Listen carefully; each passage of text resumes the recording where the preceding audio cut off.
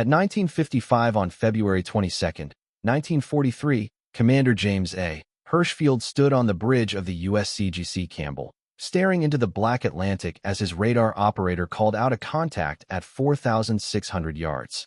Hirschfield was 40 years old. He had served 20 years in the Coast Guard. He had sunk 0 submarines. Below him, the sea was invisible. No moon, no stars, only wind and darkness. Somewhere ahead, steel moved through water. Convoy on 166 was dying. 19 German U-boats had found it.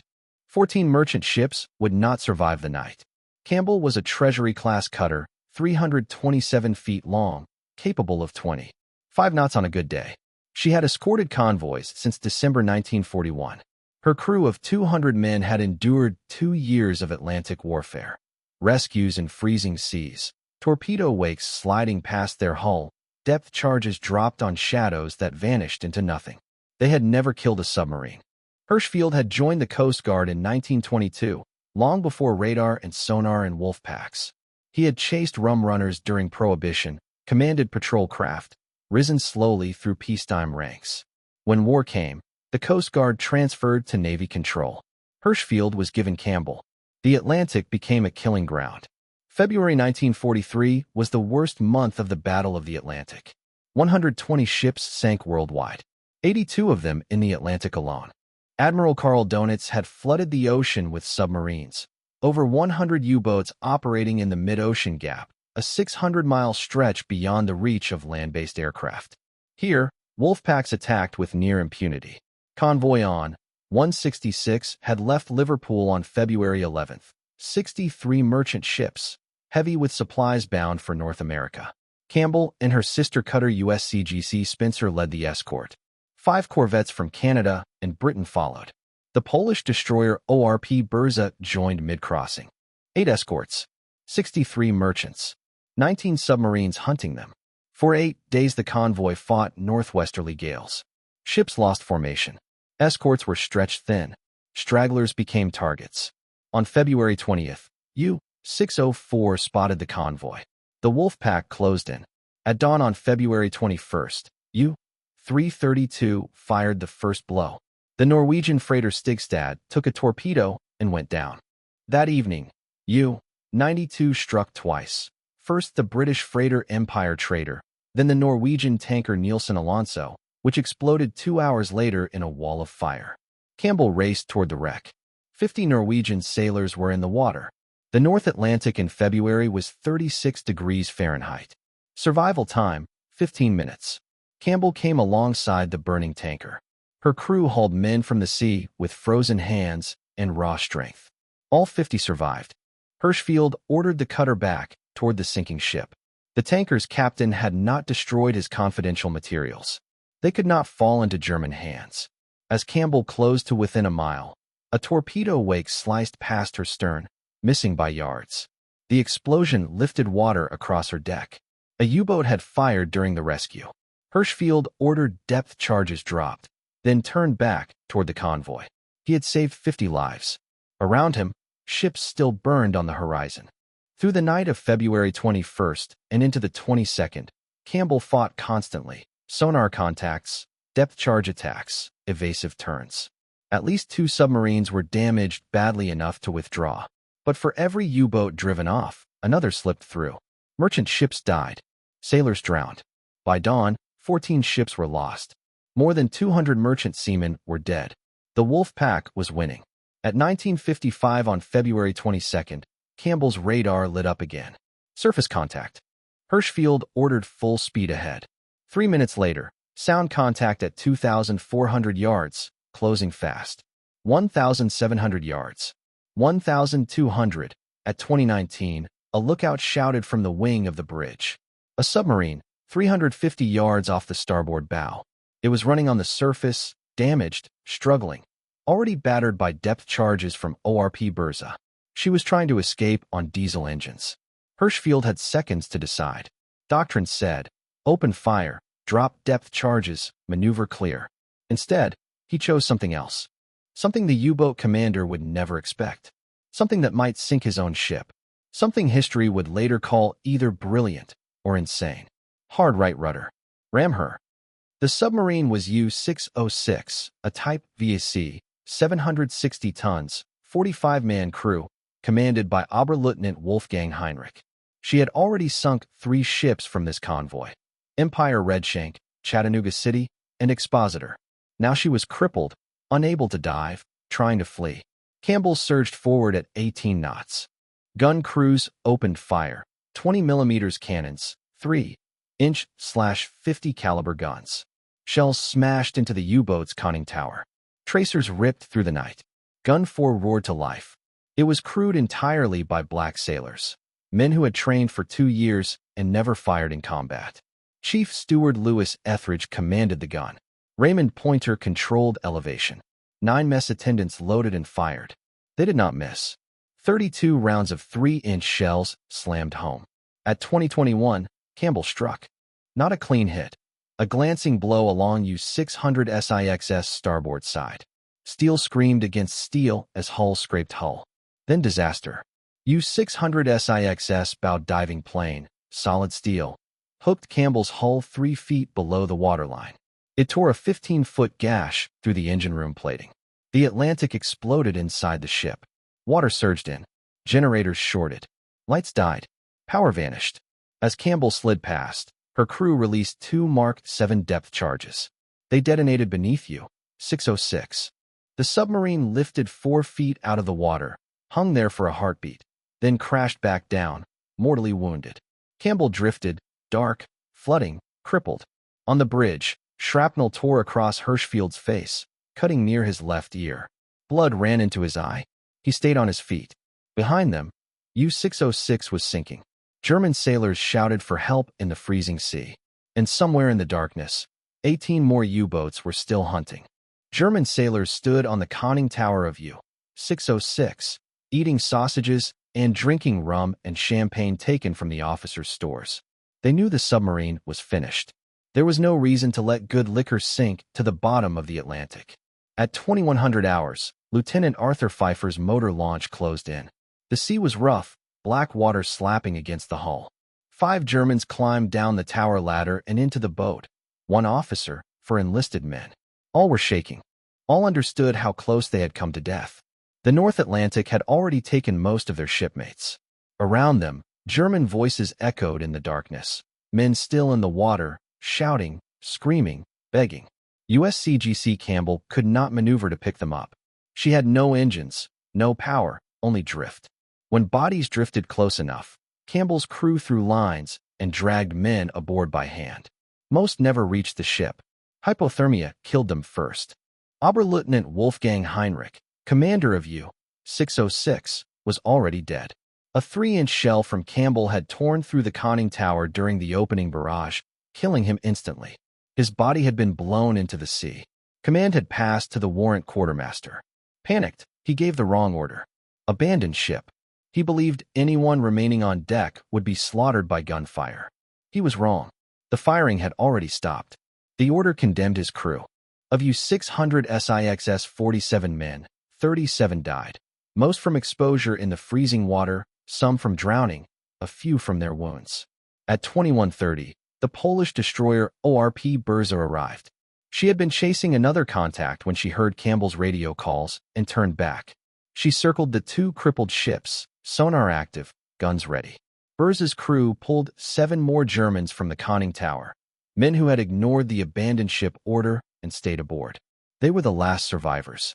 12 prisoners total. 5 rescued by Campbell. 7 by Burza. Just after midnight, U-606 slipped under. Her conning tower vanished. Air bubbles rose briefly, then faded. She settled on the ocean floor 2,200 feet below. She was the first U-boat sunk by ramming in the Battle of the Atlantic. The first submarine kill credited to a United States Coast Guard cutter in World War II. But Campbell was dying too. Her engine room was flooded, 3 feet of water and rising. Pumps ran continuously. Bucket brigades formed. Men passed buckets hand to hand, throwing water over the side, trying to bail out the Atlantic with exhaustion and willpower. It wasn't enough. Commander Kenneth Coward organized damage control. They tried to patch the hull from inside. Impossible. The gash was 15 feet long, 8 inches wide, 3 feet below the waterline. Water pressure was overwhelming. They needed to cover it from outside. A collision mat, heavy canvas reinforced with rope, was prepared. Weighted lines were rigged to pull it into position. They began at 20:35, working in total darkness.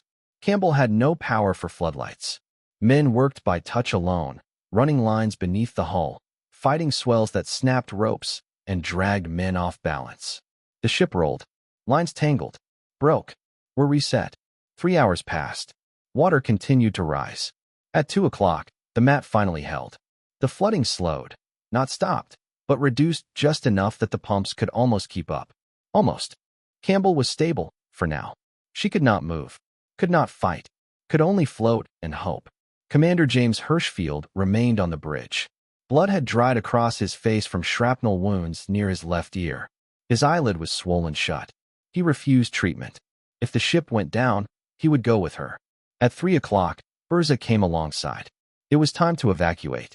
Campbell needed a tow. 800 miles to St. John's, Newfoundland. That would take days. The convoy could not wait. U-boats were still attacking. Only essential personnel would remain. 120 men transferred to Berza. The 50 Norwegian survivors went with them. Berza's decks were packed shoulder to shoulder. She would escort as long as possible, then rejoin the convoy. One exception was made. Sinbad stayed. The black and tan dog had been Campbell's mascot since 1937. Officially enlisted, dog tags issued, hammock assigned. The crew believed he brought luck. Commander Hirschfield did not argue. 73 men remained aboard. Dawn came at 6:30. Gray light revealed heavy seas and a dead ship drifting in open ocean. The collision mat held. Pumps ran constantly. Bucket brigades continued. Men worked 4-hour shifts, resting when they could, never really sleeping. Berza circled nearby, sonar pinging endlessly. 3 U-boats were still in the area. U-604, U-628, U-186. A crippled cutter adrift would be an easy kill. At 8 o'clock, Berza detected a submarine contact. She charged, dropped depth charges.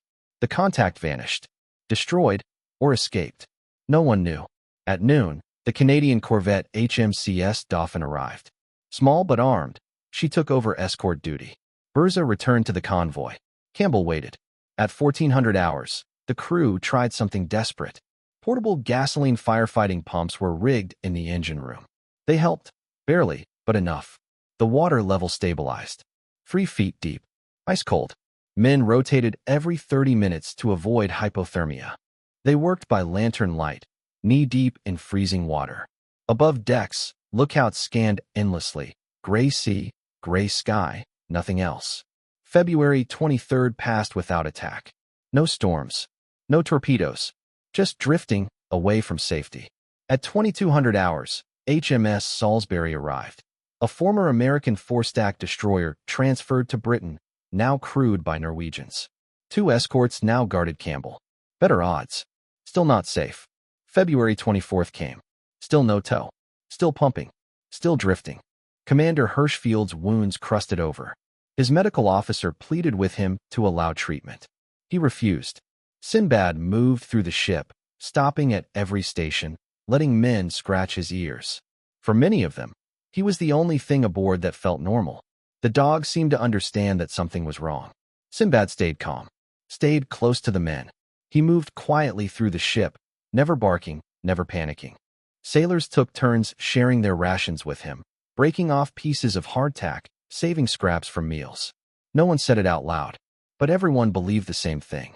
As long as Sinbad stayed aboard, Campbell would not sink.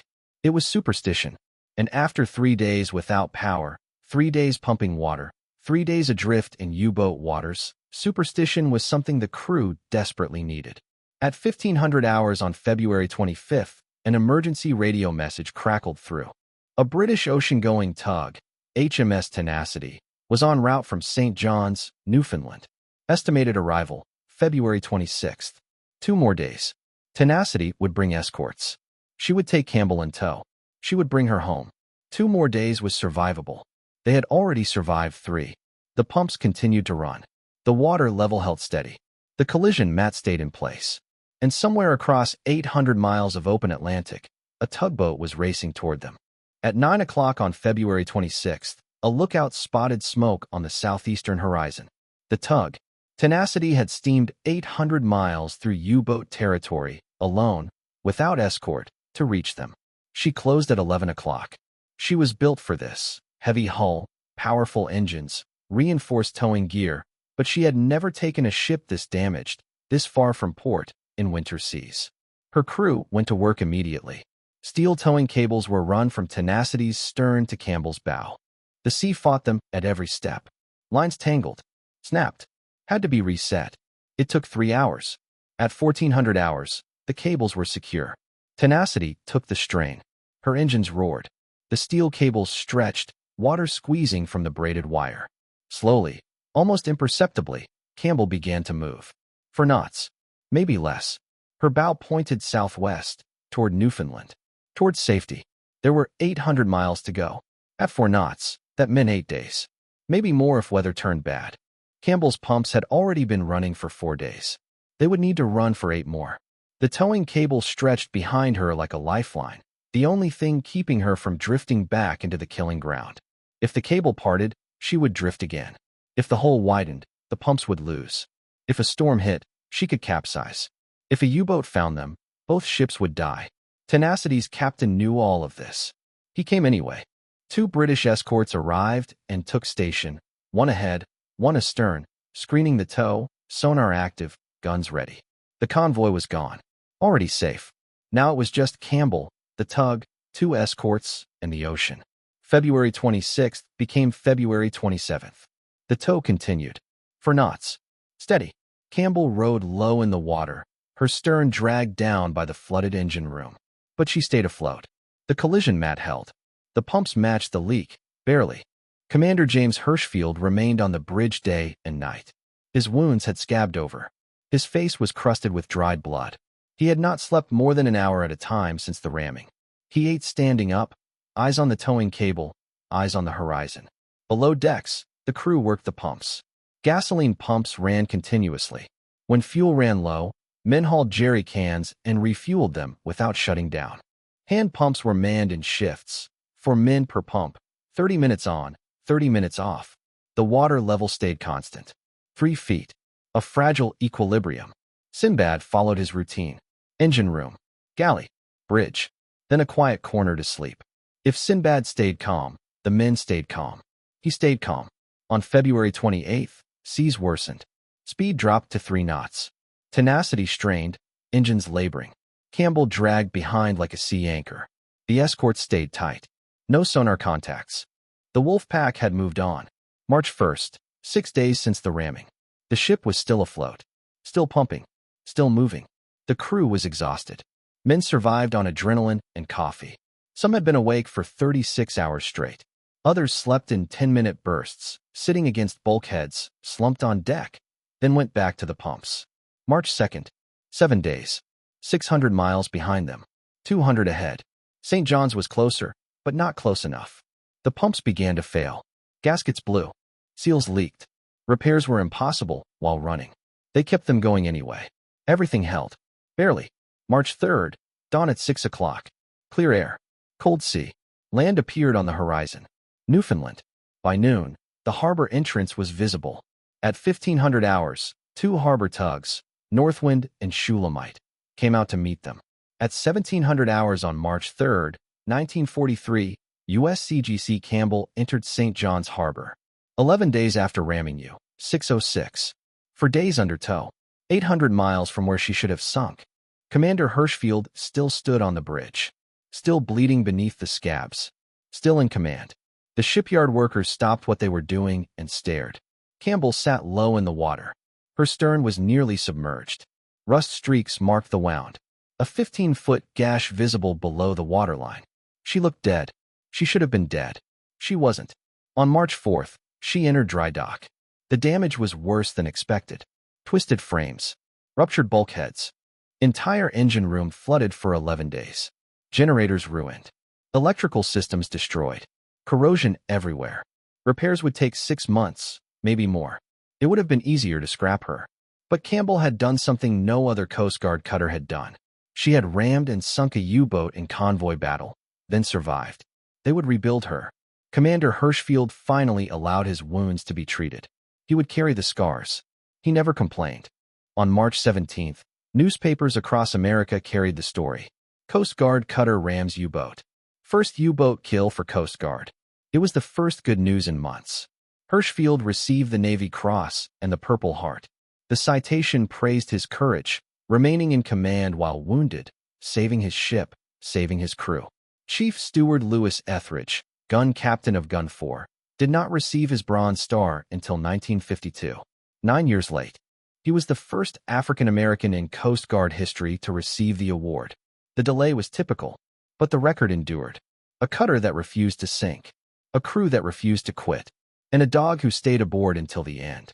Lewis Etheridge waited 9 years. He had earned the award on February 22, 1943. He received it in 1952. Better late than never. Barely. Campbell remained in dry dock until July 1943. The shipyard worked around the clock. Damaged hull sections were cut away and replaced. New generators were installed. The engines were rebuilt from the keel up. Radar was upgraded. Anti-aircraft armament was improved. When Campbell finally left dry dock, she was stronger than before, better armed, more capable, more lethal. She returned to convoy duty in August 1943. Back to the North Atlantic. Back to hunting U-boats. She never rammed another submarine. She never needed to. By late 1943, the balance in the Battle of the Atlantic had shifted. Allied escorts were sinking U-boats faster than Germany could replace them. The wolfpacks were breaking apart. Air cover closed the mid-ocean gap. Radar improved. Tactics evolved. Campbell had been part of that change. February 22nd was not the turning point, but it was a turning point. 1 U-boat destroyed. 12 prisoners captured. 50 Norwegian sailors rescued alive. 1 Coast Guard cutter that refused to sink. Commander James Hirschfield remained with Campbell until December 1943, then received orders for shore duty. Training command. Teaching new officers. Passing on hard lessons learned at sea. He never forgot Campbell. Never forgot February 22nd. Never forgot the 73 men who stayed aboard and kept her afloat. His career continued upward. Captain, Commodore, Rear Admiral, Vice Admiral. On June 1, 1954, he was sworn in as Assistant Commandant of the United States Coast Guard, the second highest position in the service. He served 8 years. He retired in 1962 as a Vice Admiral. He lived until 1993, 50 years after the ramming. In interviews, he spoke of Campbell, of the ramming, of the tow, of Sinbad. He always credited his crew. He said they saved the ship, said he merely gave orders. He was being modest. He was also right. Campbell kept sailing. 46 years of service. World War II, Korean War, Vietnam War. She became the longest-serving cutter in Coast Guard history. They called her the Queen of the Seas. Not because she was the biggest, not because she was the fastest, because she refused to die, just like her commander, just like her crew, just like that February night in 1943. Sinbad remained aboard until 1948, 11 years at sea, longer than most sailors served. He had joined the ship in 1937. He was officially enlisted. Paw print on his enlistment papers. Service number. Red Cross ID. His own hammock. The crew treated him like any other sailor, because he was. He had a battle station on the gun deck. He stayed there during general quarters. The crew built him a hammock to keep him steady during Atlantic rolls. He ate with the crew, drank coffee, got into trouble ashore. They loved him for it. In 1940, while surveying Greenland, Sinbad chased sheep ashore. Some collapsed from exhaustion. Others became too nervous to graze. Local farmers demanded he be shot. The captain refused. Instead, Sinbad was court-martialed, found guilty of conduct unbecoming a member of Campbell's crew, reduced in rank from first-class dog to seaman pup, banned from ever setting paw on Greenland again. The crew thought it was hilarious. In 1943, Sinbad went AWOL in Sicily and missed the ship's departure. Military police caught him a week later and shipped him back aboard a destroyer. Another court-martial. Another punishment. No more shore leave in foreign ports. Even mascots answered to military justice. But on February 22, 1943, when Campbell needed luck, Sinbad was there. On deck during the battle. Aboard during the evacuation. With the crew during the tow. They believed he kept the ship afloat. Maybe he did. Maybe belief was enough. Sinbad retired in September 1948 to Barnegat Light Station, New Jersey. Shore duty. He had earned it. 11 years at sea. Multiple campaigns. He wore more decorations than most sailors. American Defense Service Medal. American Campaign Medal. European African Middle Eastern Campaign Medal. Asiatic Pacific Campaign Medal. World War II Victory Medal. Navy Occupation Service Medal. Sinbad died on December 30th, 1951, 14 years old. He was buried with full military honors beneath a granite marker at the base of the flagpole. A sailor home from the sea. Today, the modern USCGC Campbell carries a statue of Sinbad in her mess, balancing a bone on his nose. Tradition says it's bad luck for anyone below the rank of chief to touch it. Old superstitions die hard. U-606 remains on the ocean floor, 2,200 feet down, North Atlantic. Her crew of 47 became 37 graves. Most died from exposure. Her commander, Oberleutnant Wolfgang Heinrich, was 30 years old. He took command in November 1942. 3 months later, he was dead. One command. For ships sunk. No Knight's Cross. War does not care about potential. 12 survivors spent the rest of the war in prisoner camps. Canada first, then the United States. They returned home in 1946. Most never spoke of it. February 1943 was the crisis point of the Battle of the Atlantic. 120 ships sunk worldwide. 82 in the Atlantic alone. Winston Churchill later wrote that the only thing that truly frightened him during the war was the U-boat peril. March was worse. Convoys SC-122 and HX-229 were attacked by 43 U-boats simultaneously. 22 ships lost in 5 days. Then came Black May. 43 U-boats destroyed in 1 month. A quarter of Germany's operational force gone. The tide turned. The Allies learned how to kill submarines. Campbell's ramming was part of that. A small part. But every U-boat sunk mattered. Every convoy protected mattered. Every sailor pulled from the water mattered. 14 ships were lost from convoy ONS-166. 49 made it through. Because 8 escorts fought 19 submarines. Because commanders like Hirschfield made decisions. Because crews like Campbell's refused to quit. Campbell served for 46 years. After World War II, weather patrols, search and rescue. During Korea, during Vietnam, Operation Market Time, interdicting supply vessels, firing in support of troops ashore. At 65 years old, she was still fighting. She was decommissioned in 1982. The oldest continuously commissioned vessel in Coast Guard history. They could have made her a museum. Instead, she was given one final mission. In November 1984, in the Pacific Ocean, a Harpoon missile struck her. She remained intact as she settled slowly beneath the waves. As she went down, her crew transmitted a final message. The Queen is dead.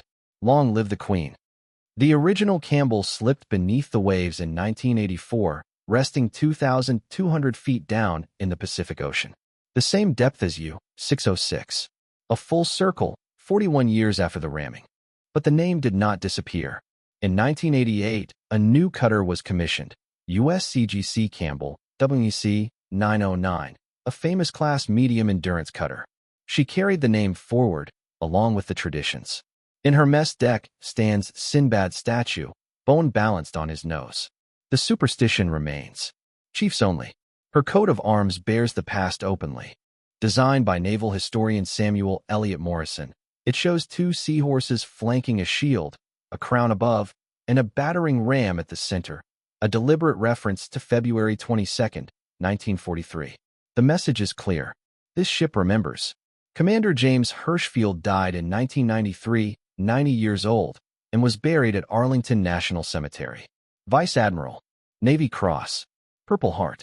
50 years after ramming U-606, he had lived to see the old Campbell decommissioned, sunk as a target, and replaced. He had seen the Coast Guard grow from a small wartime service into a global force. He outlived his ship. He outlived most of his crew. He outlived the war. But he never forgot February 22nd. He never forgot the 73 men who stayed aboard. Never forgot the decision to ram. In interviews late in life, Hirschfield said he felt the presence of higher powers that night. Said they had Jesus on the bow and Moses on the stern, guiding them through. Maybe he believed it. Maybe it was the only explanation. A ship with a 15-foot gash below the waterline staying afloat for 11 days. 73 men holding her together with pumps, buckets, and exhaustion.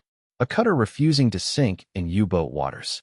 Maybe faith was the only way to explain it. Chief Steward Lewis Etheridge lived until 1987. He was 69. He wore his Bronze Star and told his grandchildren about Gun 4. About the all-black gun crew that fired 32 rounds into a German submarine. About hitting the target. About making history. He was proud. He had earned that right. Today, the story of Convoy ONS 166 is taught at the United States Coast Guard Academy. Required reading. Not as legend, but as instruction. How to lead under pressure. How to decide when there is no time. How to save a ship when everyone says it cannot be done. Hirschfield's decision to ram is still debated. Would it work today?